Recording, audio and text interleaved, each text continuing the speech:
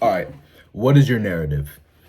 In life, you have this story that you tell yourself each and every day on why you do the things you do and why you are who you are. This video, I want you to challenge yourself to change your narrative. Now, has become such a big thing within the self improvement, within the new age, and with all this other shit, right? Now, obviously, right, I think in the future, a lot of people are going to push just being your authentic self, right? And I already talked about in one of my videos. I don't know when you'll see this, because this is currently, it's right now is like June something. I think it's like the 11th or 12th, 2026. So obviously, yeah, I bulk record my videos, and so you might see this months later, right? So to get back to the point, right? I predict that there's gonna be a lot of more YouTubers just talking about fuck all the bullshit, fuck trying to please others, fuck trying to live up to people, woman standards, your parents' standards, just trying to just be yourself and live for yourself. Now there's a dangerous message between that, because anything that isn't Christ centered, Jesus Christ centered, motherfucker, not no Buddha, not no nigga, nothing like that. Anything that isn't Jesus Christ centered can become dangerous, right? But another talk another day, right? But there is some truth to what these people say. The narrative that you have in your life will control each and every thing you do, thing you think, thing you move, and how you behave with others. And I'll tell you this, man. I want your narrative, and I want you to be, being authentically yourself. But to put it like this, I want your narrative to be so fucking strong and so fucking apparent that it pisses others off. I'm gonna tell you something. Living to be my authentic self was one of the most best decisions I ever made in my life. But also came at a cost. Just yesterday, I was about to fight with, with a manager that I used to work for. I used to work in the gym and shit. And I was about to fight this, little nigga manager, right? And obviously, I forgive him and shit like that, and stuff like that. But whatever, right? I don't want to like rethink it, because I don't want that to become like a thing and a stronghold in my mind. I forgive him. I fuck with him. Nice guy. But to get back to the point, when you are authentic to yourself, based on the narrative you tell yourself, you will know how successful your narrative is by the way people treat you and by the way people hate on you and dislike you. This has become an apparent thing in my life, but whenever you are centered, LA white bitch, right? Whenever you are centered within yourself, whenever you are confident, secure, and just confident in yourself, people are pissed off at that. People are pissed off at that, man. And especially with men will do these like kind of like like masculinity games. I don't know how to coin it, but they'll try to like do certain things, and basically the whole thing is that they'll do certain things in order to either get your attention, right, get you to react, right? Now when you react, it can either be if you react in a way of an anxiety, then you lost. He just over like demasculized you, right? But if you appear like you don't give a fuck and all this stuff, you essentially won, right? Now there's a difference, right? Because some people are going to be more aggressive, where they're going to be, the staring thing, right? People have this thing where it's like, oh, like I'm not even saying that I'm a scary guy, but like it amazes me just how many men cannot hold eye contact with each other, right? Like it amazes me, right? And the thing is that once you master this, which is really, it's just not having mastery over yourself, but being so confident and secure within yourself, this is when women and men will start acting differently towards you, right? And this is something that I want you to have, because there's a lot of like most of self-improvement nowadays is just in order for you to do Ishtar worship. Now, what is Ishtar worship? I explained in one of my videos. Basically, it's basically feminism, right? That's what it all links down to, is worshiping the woman. Because most people, if they were authentically themselves, like there's like this thing where like, well, people hit like around like age 15, well, they'll stop trying to be naturally themselves in order to chase pussy, in order to please this, in order to please that person or whatever the fuck, right? And now that kind of men are kind of realizing just how much of a scam all this was and all their wasted effort, they're kind of reverting back to who they naturally are. And am I saying that you should be a lowlife and you shouldn't be, you know, you should do fuck else and all that? No. Obviously, there are some, like, self-improvement, I get, like I've always said, is always inner work. And it's always, like, it should always be centered on things that will progress your soul, right? Things will actually benefit you and things that you actually want to improve on for you, not for others, right? Now,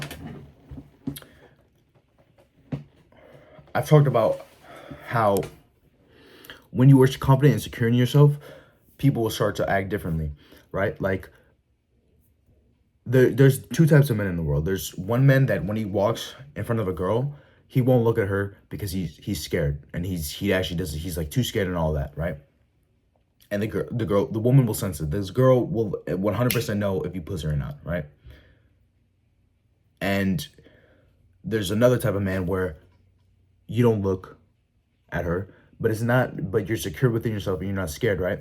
Now, don't get into all this confusion, because I see also a lot of videos on YouTube talking about, oh, the Sigma male, or the silent male, the male that doesn't give a fuck. And it's like, nigga, no, it's just most niggas can't get bitches, right? It's an epidemic of that, right? But the real reason, right?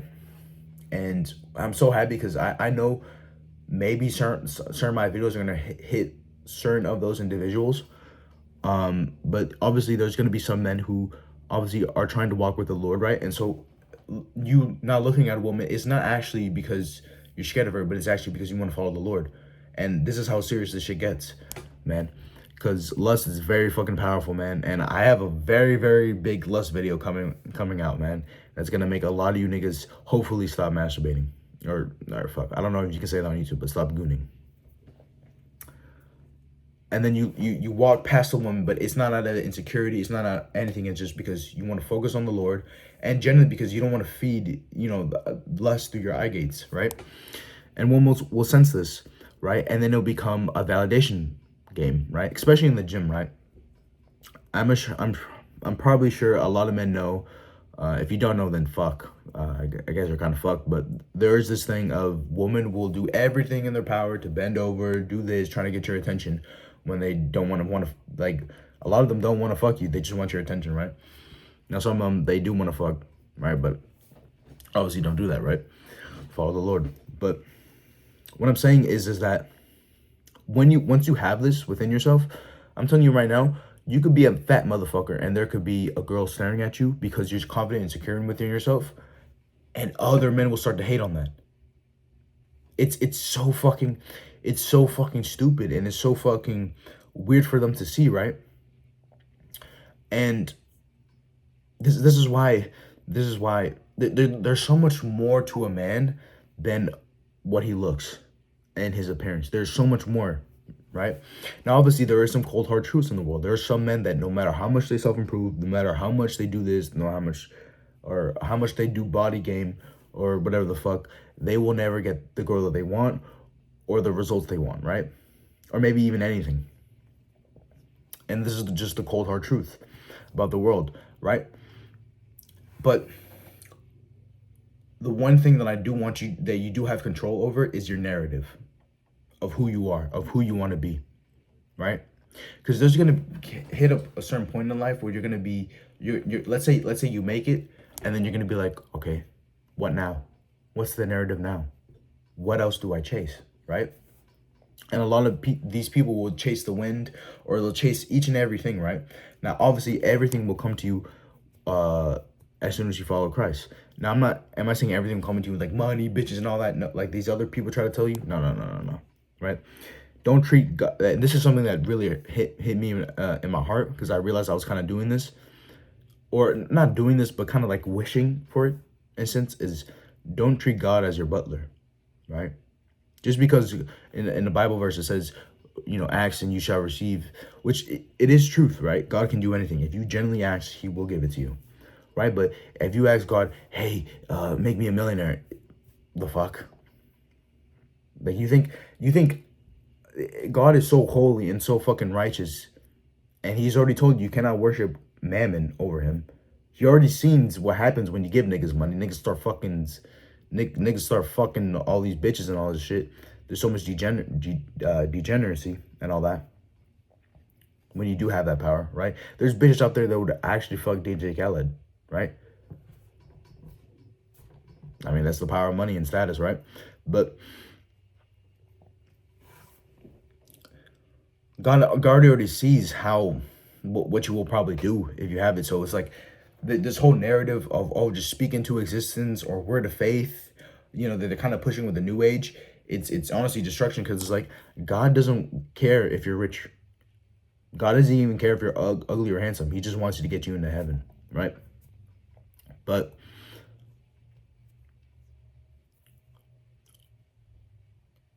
because every day is suffering and every day is shit, you have to control your narrative, right? And the more strong your narrative, the more your will impact the world, right? Anybody that you look at successful, it's always because they come back to the narrative themselves, that I will be the best, I will do this, right? Now, obviously, this can be taken into demonic means of the law of attraction, visualization. Like, I see a lot of edits on YouTube of like Conor McGregor or like, other influential figures, and they'll push this new age movement of, oh, just speak into existence, or do this or do that. When it's like,